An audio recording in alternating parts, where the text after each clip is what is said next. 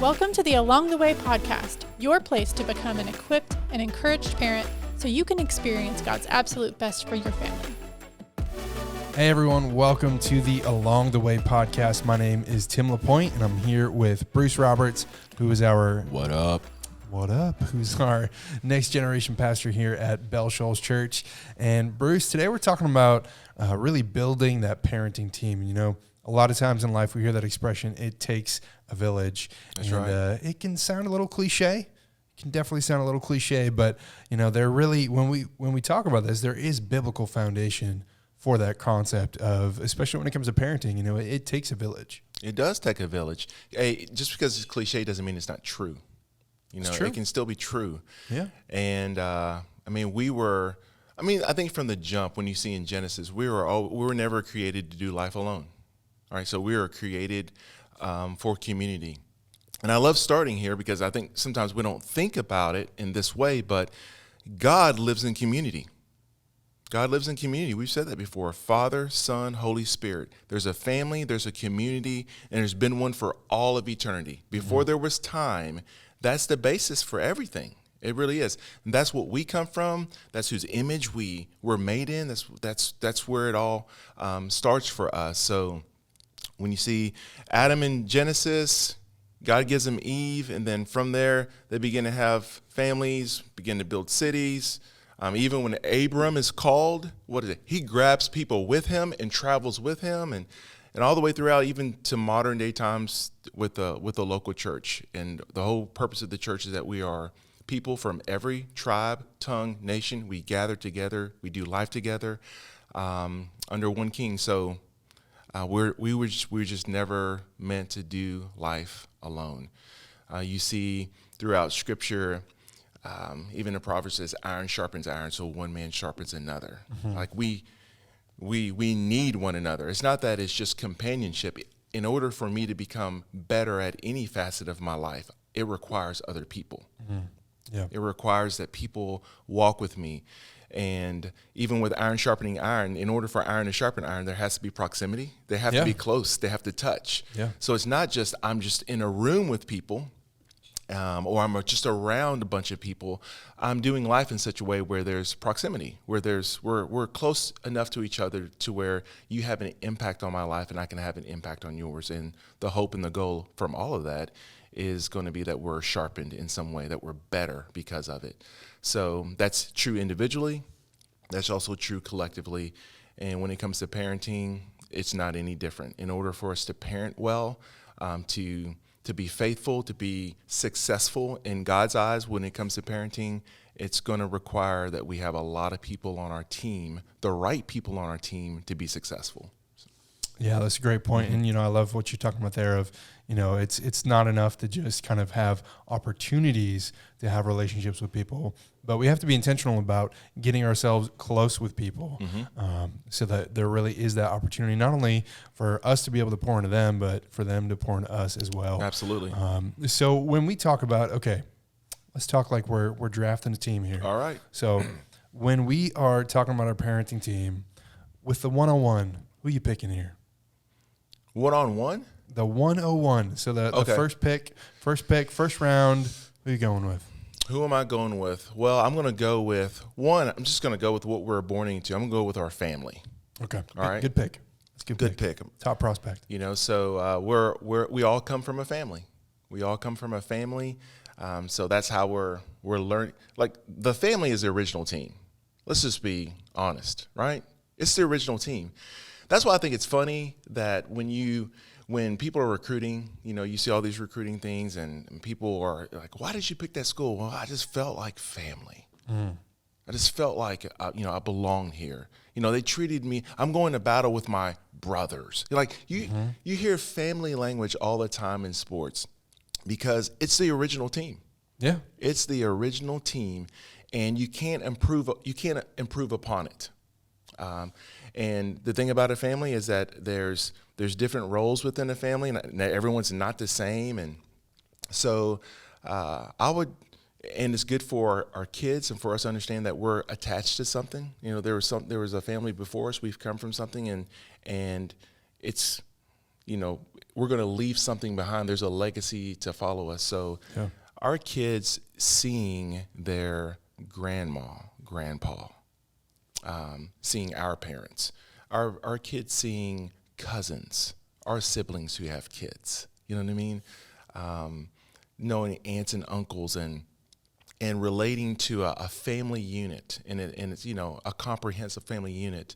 I think it's such a healthy thing so they can understand that, it's bigger than just what's happening at our address. Where, the Roberts name, the LaPointe name, whatever name is on the back of your jersey or on your mailbox, if people still put names on mailboxes, is that still a thing? Every now and again? Okay. So depends on the zip code. But but there's a you're part of something bigger, much bigger than yourself. So definitely foster and cultivate those family relationships that your kids would know where you came from, what they are attached to. And honestly, that's been one of the challenges of, we moved here from Mississippi. Beforehand, we were about 4 hours from Kentucky. You know what I mean? So we were pretty close. We could go see family with some regularity, but it's tougher down here. And thankful for technology and things like that. But that's one of the things that we miss, the ability for our kids, and our kids are always asking about their cousins and all that stuff, and we just don't get to see them as often. But they value and see the value of those relationships. Well, and the beauty of, again, not everybody has a situation like this, and we recognize that. Not everybody, like family, may not share the same value system. For others, it may be somebody that's close, like family. But if you do have family, if you do have blood relatives that share the same value system, the beauty of those people being on your team is that they're already built in. That's right. It's not a relationship that you have to manufacture. It's not one that you have to go look for it. You don't have to go look for it. It's already there. And when my wife and I moved down to Florida, it was just super helpful when my parents then followed us down, and having them around to be able to help out. We just had a newborn not that long ago, and having their support was just super crucial for that. I think back to when we had our first child. I was going to school in South Carolina, and we didn't have a whole lot of friends that were in the same life stage. Our family wasn't there. We were going to a church, so there was opportunity for community, but we weren't intentional about plugging into that community there. And parenting felt like a really lonely journey, one that I had to figure out on my own, one that I didn't have really people speaking into me on here's how to be a better dad. And, right. Fortunately, she was just a newborn in that phase, so I think there was not too much I could screw up at that point. No, there's a lot you can. Touche. But yeah, I mean, it just, I'm so grateful now that we are plugged into a great community here, and that we do have family around that can be a part of our team. So who's next on that parenting team? I mean, just real quick. I mean, I came from that, so I didn't, my family now is not really. I have some siblings that are blood. They are blood related to me, but the folks that I consider my parents, where I go back home for Christmases and things, there's no blood relation at all. There's no legal binding or any, we're not bound in any way except the fact that we see each other as family. Yeah. There's an understanding, there's a commitment, there's a love in that way. So there are a lot of people in that same situation where, it may not be a biological mom and dad who play the part of being the grandparents for your kids or things like that. But there's, by God's grace, there's other people who are willing to come along, and I think this next sphere of life are some of the places where you can find those people. And it's just really finding great friends, great friends. Two are better than one, right? That's what the scriptures say. Two are better than one, because it's already presuming and assuming that you're going to fall down. Yeah. Well, Ecclesiastes even talks about that. I think it's in chapter 4. If you fall down and no one's around. That's right. That's right. So if you have someone there, they can pick you up. Right. But that's the thing, is like you're going to fall down. You're going to fall down. That's just woven into and assumed, in the biblical narrative there. So we're gonna mess up. We need good friends around us. Yeah. And and again, we started off talking about cliches, right? But the thing is that, I mean, you're think about your life apart from friends, from friendships. Yeah. And sadly, some people are thinking about their lives like that, because there's nobody out there who's saying, I don't want any friends. I wish I didn't have friends. There are people who I mean, sometimes as an introvert, I may think that way, if I'm honest. But well, you need friends, Tim. it's true. That's what I'm trying to. I remind myself of that daily. Yep. So, but again, in the parenting journey, all right, as we're parenting along the way, we want to make sure that there are people who are around us. Again, close friends that, relationships where we have proximity, that when we fall down or when we're going along the way, that they're there to pick us up. So I just think that good friends, I just think about, when it comes to friendships for me, I'm not gonna lie to you. It's an embarrassment of riches. I'm not gonna lie. Like God has blessed me with incredible friends over the years, and I've lived in different places. And I just remember getting married, and when I got married, the guys that stood with me, they were from like every place I'd lived. I mean, there was Louisville, there was Lexington, there was Texas, just Bowling Green. There were all of these relationships in different places where God was faithful to give me good friends. Yeah. Good brothers to do life with.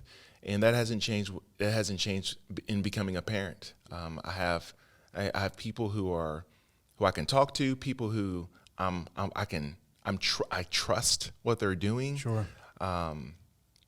People that are running the same race that I'm running, and I need those people in my life. One, for encouragement, to encourage me, for me to be an encouragement to them, but also when things aren't going so well. Parenting is hard. That's why we need people. There's no Lone Ranger. There's not like, hey, it's just me and I'm going to be able to do this. Man, even Navy SEALs don't go out by themselves. You know what I'm saying? They're on teams. You know what I mean? It doesn't matter how elite you are or how good you think you are. We really need a band of brothers, or sisters around us, or people around us that are for us, that are running the same race. Because parenting's warfare. It's hard, and it's really hard when you do it by yourself. So yeah. Well, and I think it's important too. I think about the fact that my wife has loved. She's gotten plugged into a women's Bible study during the week with moms in a similar life stage, and that's been super important for her, especially where she's a stay-at-home mom right now. It's easy for her to feel like she's alone, to face these challenges alone, and to just sit in a room with other moms, study God's word together, but also just be able to talk about, hey, we're going through the same kind of stuff. But I also think it's important, not just as a dad or as a mom, to have dad friends and have mom friends.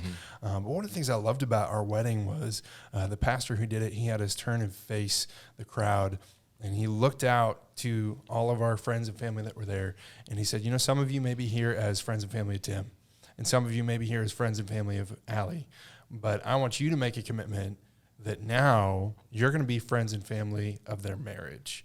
And so I'm reminding myself, it's not something that I'm always good at, and especially as we're trying to develop new community here in Florida, that I not only find friends that are dads, and that my wife find friends that are moms, and but also that we collectively as a family, and specifically as a couple, find friends where we can have people pouring into our marriage as well, so that as we're developing our marriage, that also helps us develop as parents.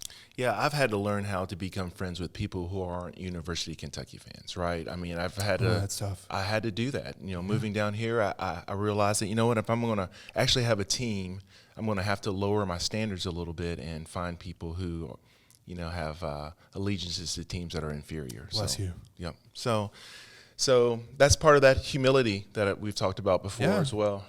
Well, and there's grace needed there as well. Yeah. So tell me then, who are the next? So we've talked about you want to get family on your team, you want to get friends on your team. Who is next on our parenting team? Okay.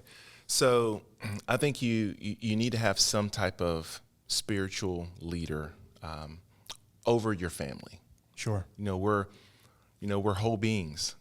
We're whole beings, and we're spiritual beings. And so to have a life group leader, as we call them here, or pastors, not only over you but over your kids. Sure. People who have particular callings and care for your kids spiritually, to come alongside you. And, it's in our student ministry, having those leaders around, teenagers who are trying to pave their way, form their identity, and sometimes parents can feel like they get a little muted. Maybe their voice isn't heard the same way. Having those people, people who are speaking spiritual things into the life of your kids is just a helpful thing. Sometimes I use the illustration of just a surround sound system. You start thinking about what's the most important part of a surround sound system. Well, the most important part is, I think it's a subwoofer, because you need that bass. You need that bass, right? You gotta feel but it's actually not the most important part of it, even though you feel it the most. It's important, though. Don't get me wrong. But it's the center channel. Yeah. It's the center channel, because the center channel of a surround sound system, it controls the dialogue. So that is the parent. That's the family, bar none. I mean, that's mom and dad. That's the center channel. But there's other satellite speakers, right, that channel sounds and voices that are complementary to the main dialogue taking place, and they don't contradict it. They do not. They accentuate it. They pull out things that maybe the center channel is not trying to pull out. Right. It's you're hearing things, it may be, or feeling things that maybe the center channel is not producing. Sure. So when it comes to that spiritual team, because at the end of the day, going back to that Deuteronomy 6 passage that we like to talk about, is that at the end of the day, what we're really wanting to do is pass down the faith, right? We're trying to impress these things. Yeah. So on that team that you want around us, you want to make sure that there is a team around you that is trying to pass down the very same things that you're trying to pass out. That's an extension of what you're trying to do. And maybe when you're not listened to, they're hearing it from a different voice, a different location, a different spot, to give that spiritual guidance. Yeah.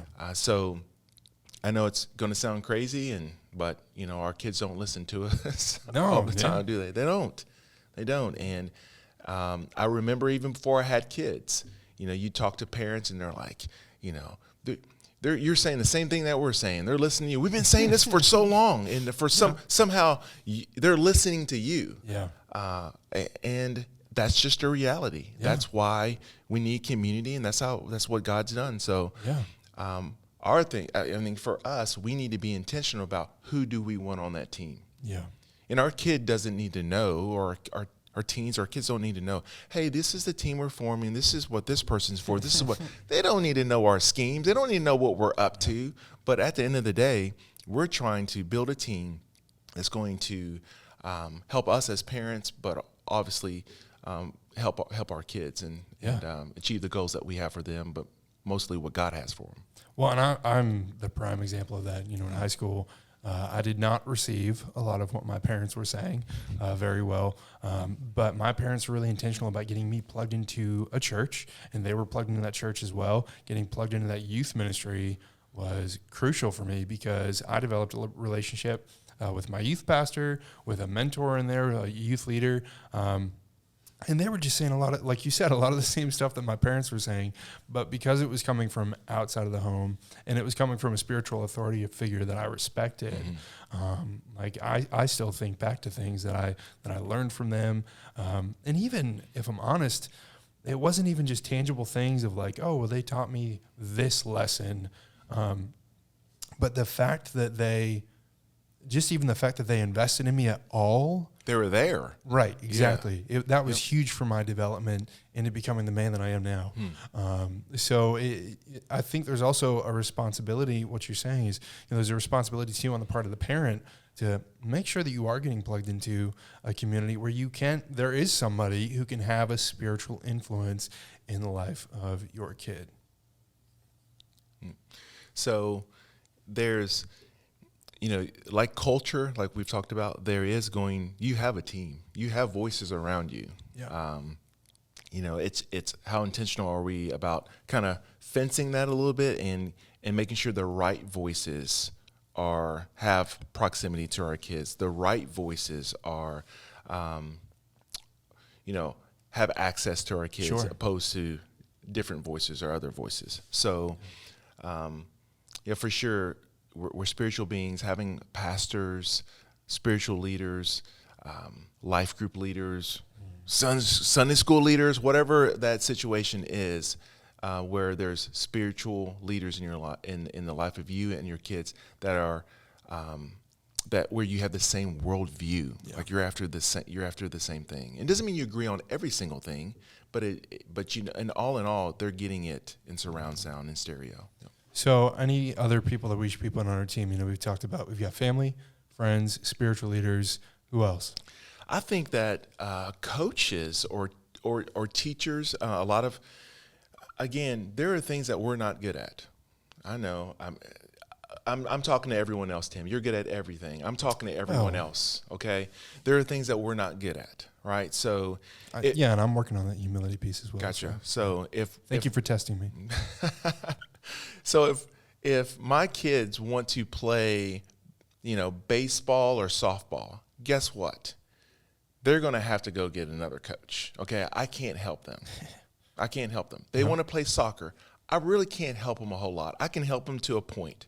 But I think that, our kids are going to maybe go into areas where we're not interested in them or skilled at them enough to produce what they need produced in their life. So I think finding coaches and teachers, people that can come alongside you to pull out the gifts and talents that God has naturally given them. So if it was up to all of us to pass all those things down without coaches, good teachers, then you'd have a lot of people out there who can't play sports or would not be very good at them, or who would not be able to master that musical instrument or whatever that is, because we're not good at everything. So again, that's why by God's grace we have a variety of people with skill sets, gift sets that can come alongside us and help us as we're trying to shape our kid. And then at the end of the day, all of these people have a role in our lives. They have a role, and it's not for purposes to where we're using these people. Hey, I want my kid this. I want you. No, it's all of these are just relationships that you're trying to put your kid in the middle of. That at the end of the day, all of these voices and skills and gifts and people come alongside you are going to be able to build your child up into who they were meant to be. Yeah.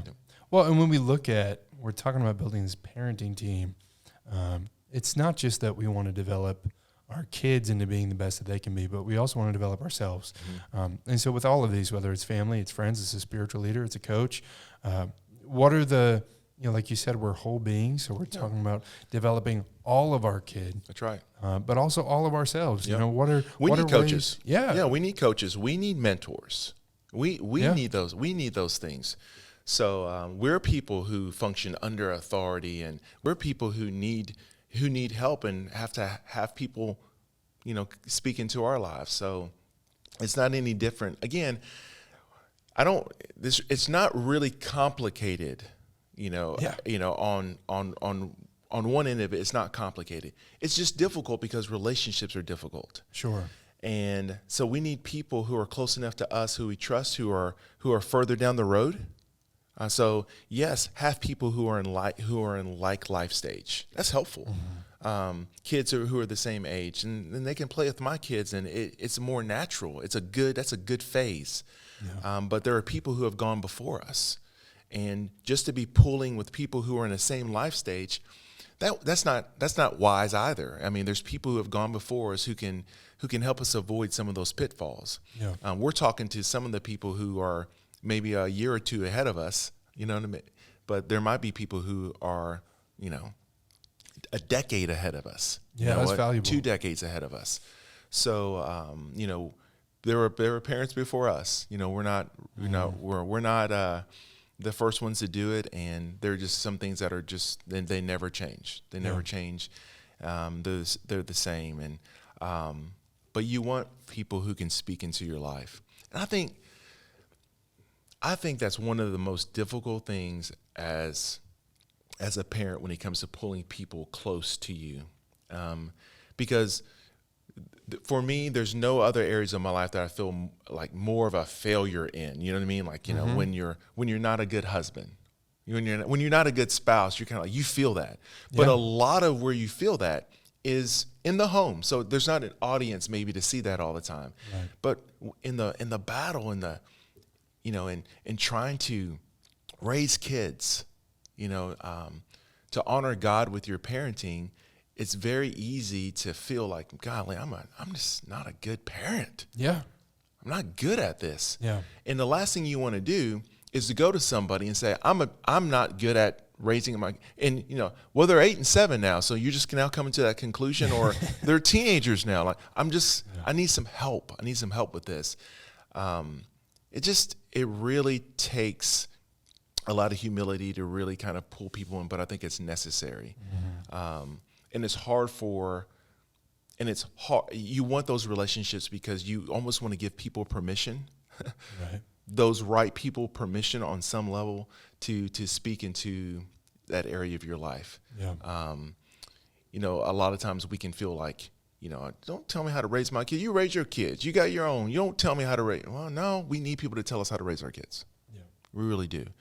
And that's not like a message board and like, hey, everybody give me your ideas, but it's you being very intentional of being in community, looking at all of these different areas with your family, with friends, your church community, spiritual leaders, coaches. Like, you're building your team not only for your kids, but for you to put you on a path for success. Yeah, for sure. And one thing I want to encourage our listeners with is if you're plugged into a church, get deep into that community. Find more opportunities, whether, here at Bell Shoals, we call them life groups. Mm-hmm. Get plugged into a life group with people in a similar life stage. And man, if you're not plugged into a church, highly recommend that as a resource to you, mm-hmm. as a parent, to find community, to find people that can pour into you. I love that here at Bell Shoals, we've got all these things here. We have people here that can pour into me as a mentor. We have sports ministries that my kids can get connected to and give them opportunities to have coaches. Like the church is just such a valuable resource as parents. And so, Bruce, I just love what you talked about today. And we've talked about, family, friends, spiritual leaders, coaches and teachers, and then mentors.